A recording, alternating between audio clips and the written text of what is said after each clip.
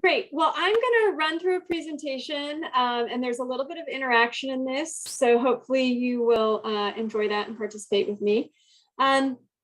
But my pronouns are she and her, and I'm a campaigner with the Center for Biological Diversity. I want to thank you so much for the opportunity to speak with you. I have 15 years of working in waste, forestry, and conservation before I got a master's in public health.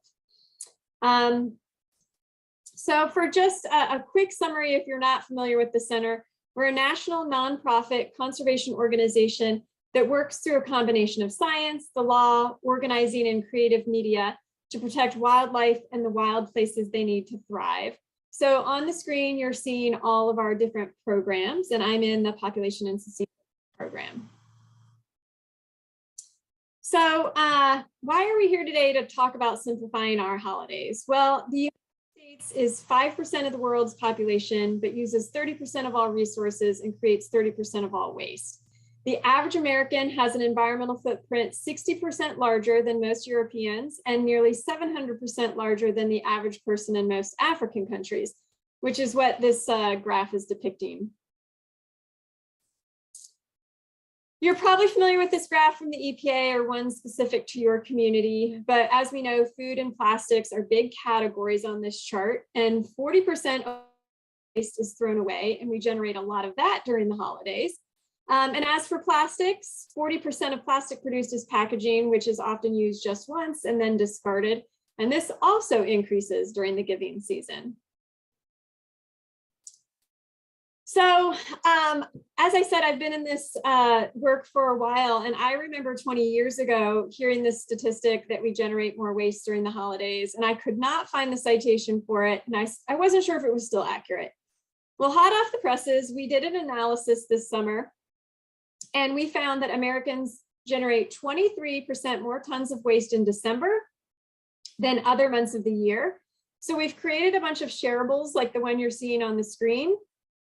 We would love to get this in your newsletter, and I will give a link to where you can grab some of these shareables in the rest of my talk. So we published a report in 2020 based off almost 1,000 national survey responses. And through that, we learned that 3 out of 4 people in the United States think the average American consumes too many natural resources. In that same survey, we asked people about their current behaviors and their willingness to change their behavior. And 67% say they're currently reducing their personal consumption, and 82% are willing to do that, but 31% need more information. So hopefully all of us in this collective are working towards that goal. But I just want to say it isn't necessarily that cut and dry. So I'm sure you've heard of the recent supply chain issues, whether that's the combination of workers sick with COVID, lack of shipping containers, labor shortages, or natural disasters caused by climate change. It's all contributing to this thinking that traditional material gifts are going to be hard to find this year. So you might also know about this graphic. It's from the Oregon Department of Environmental Quality, but it kind of depicts what we're talking about here when we think about the supply chain. The real crux of the issue is transportation. So there's transportation issues along all of these graphics here. So experts are predicting that we're going to have supply chain issues even for those environmentally friendly gifts that may be difficult, right? So your bikes, electric vehicles, energy efficient appliances, durable clothes are going to be hard to find also. And according to this survey, this came out just last week, consumers are going to spend almost $1,500 on gifts, travel, and entertainment during this season. And that's a 13% increase from pre-pandemic 2019 holiday seasons. And in 2021, the majority of holiday shoppers say they're going to favor companies with strong environmental, social, and governance business practices. And 56% say they're going to buy more from local and independent stores. So the supply chain issues may jumpstart some systemic alterations to how we produce and consume goods that last beyond the season. And we need to look for new business models that shift to these closed material loops, things like extended producer responsibility or the solidarity economy. And I don't need to tell folks on this call that waste systems built around reuse, refill, repair, borrowing, sharing, finally recycling and composting create good local jobs and resilient, equitable communities. And I know next month you're going to talk about reuse, which is awesome.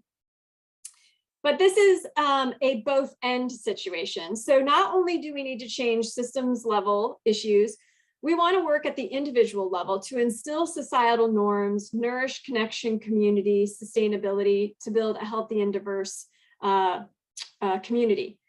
So I want to share with you some ideas that you can do to improve that by walking through the campaigns on the screen. But I just want to acknowledge that when we talk about consumption and we do this with an equitable lens, some folks might need to consume less. Some may just need to consume differently. And for others, even in the United States, people may need to consume more. And that may be in relationship to food, clothing, and shelter, but it could also be things in relationship that would bring them joy. So we call this conscious consumption. All right, so I hope you take the time to go through these websites while I'm talking so that you can actually kind of play around in them. But I wanted to kind of ask, before I go any further, you know, type in the chat, what emotion comes up for you when you think of the holidays? And I will give it a few minutes here, or seconds, I guess.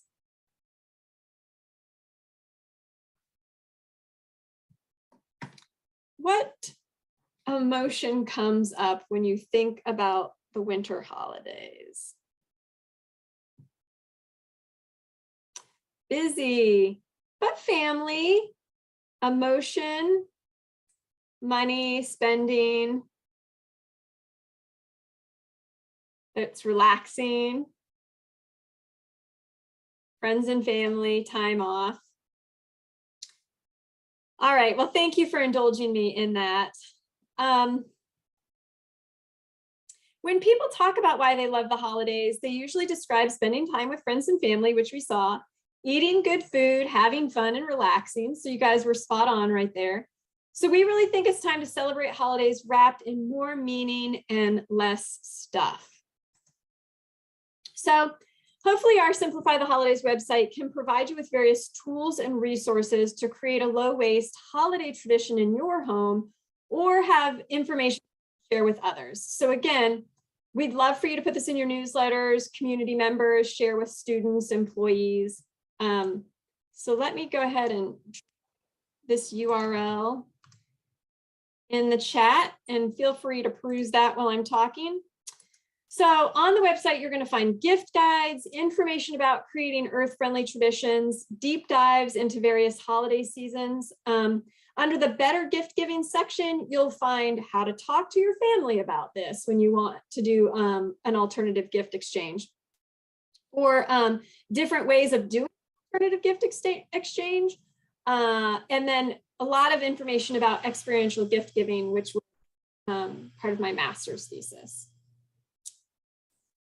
So on the gift guides, you're going to link to various Pinterest pages. So if you're familiar with those, that has tons of different creative ideas. And as I mentioned it before, you know, we really hope that you take the opportunity to support your local businesses, those owned by women, Black, Indigenous, people of color, or support your local reuse organizations to help build these circular economy solutions. So really quickly, on the Pinterest page, you're going to find DIY handmade gift ideas. These are examples from my coworker, Sarah. This does not happen to be a category for me. I am not a crafty person, but we've got dryer lint balls, a repurposed desk, and a t-shirt quilt that she has made. This next category is quality time and skill sharing. So you're seeing a list of some of these ideas on the screen. Honestly, research shows that the gift of time is extremely valuable to people. So I would think about this as an alternative gift that, you know, means you don't have to buy a material gift. Also on the site, you'll find Pinterest guides to learn about charitable gift giving. So I'm sure many of us are with nonprofits here. You could think about making a donation to your favorite, plastics-free organization. But yeah, this is an analysis we did about giving a plush toy versus actually driving to a wildlife center. And you can see here that there's less CO2 generated, even though you'll be driving to a wildlife center. So an experience, I just want to say, does not have to be a big trip. That's where a lot of people's minds go when you think about giving an experiential gift, but it could be a gift card to a museum or a national park membership, cooking or art classes, maybe just being, a tourist in your own city for one day. Finally, edible gifts, who doesn't love this? We kind of sometimes call these consumables. So, cookies, favorite comfort food, or maybe that special bottle of organic wine. But this is an analysis we did between, providing somebody a steak dinner and up to 7 plant-based meals. And of course, we see much less CO2 emitted with the plant-based meals. Another website we have that you can play around in is So Kind, and I'm going to put that in the chat also. So this is a registry or wish list service. It is fully customizable that allows you to request gifts that are truly meaningful to you. So as you can see on the screen, you can pick from these different categories that I was kind of describing before from the Simplify the Holidays site, but this also includes a secondhand gift as an option. And since this was created in 2013, 15,000 alternative gifts have been given. This happens to be an example of a wish list that I created. And so this is kind of what you share with somebody when your mother-in-law says, what do you want for Christmas, right? So it's just like a wedding registry, but you can pick and choose what you want. I will say that no money exchanges hands on this site. So if you want an experience of like going to a museum, then you would want to link to the museum's website and put that in here so that people could buy you that experience. All right, and then on the site, you can also create a give list. So this is essentially a reverse registry function that allows people to know what skills, hobbies, or things that you're willing to share with others. So you can kind of see how you're with a request and give function. This is similar to now Free Cycle or Buy Nothing groups, but it really is geared towards celebration gift giving. It has a different look and feel for that purpose. And those are often very hyper local, but these could be done on a national basis. You don't need to necessarily be based in the same geography. So I just want to end by sharing a personal story with you. And this is going to show the privilege that I had as a child. But for me, I have a family that loves to shop. In fact, my mom and dad met at Macy's. They worked together in New York. And so I grew up in retail and I was dressing mannequins and stocking store shelves as a child. And the picture of me that you'll see in the little dress with Christmas trees behind me was at a time when my dad actually owned and operated a Christmas store. So asking my family not to buy gifts was a real shift. And you can see all of the items around me as a child during Christmas on the other photo. Well, in 2019, I created an online wish list and I shared that with my family. And my mom did a great job giving me an experiential gift, despite all the barriers of not living in the same area. So it really does show that if one is motivated enough and has the right tools, it can be done. And if you look at the picture with my niece and mother-in-law on this slide, you can see that there's a lot less waste. And I'm kind of really proud of that I have brought that to my family's Christmas experiences. So while we do need to change policy that would make it easier to consume consciously through durable and repairable goods, through improved corporate transparency, and while we need policy to build a circular economy that supports sharing, borrowing, and reuse, and we need to require companies to be accountable for the ultimate disposal of the products and packaging they put out, individuals do have a role to play. So Make a pledge this afternoon to give one or more alternative gifts this holiday season. And social science shows that when you make that pledge public, it is more likely that you're going to follow through. So if you want to do that, feel free to type into the chat, I pledge to give one or more experiential or alternative gifts. All right, so on this resource slide, you're seeing some of the links that I've already shared, both of the websites. We also are looking for additional testimonials to put on our site, so I will throw that in the chat.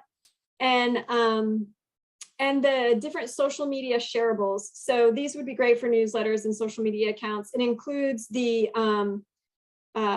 pictures, the graphics that are in the presentation, but also draft posts.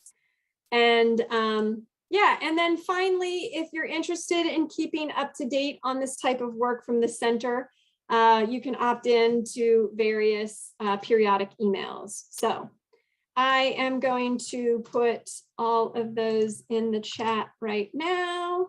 And I see some people pledging to give alternative gifts. Yeah. Hopefully I didn't take too much time. I tried to rush it a little bit. That was great. Thank you, Kelley.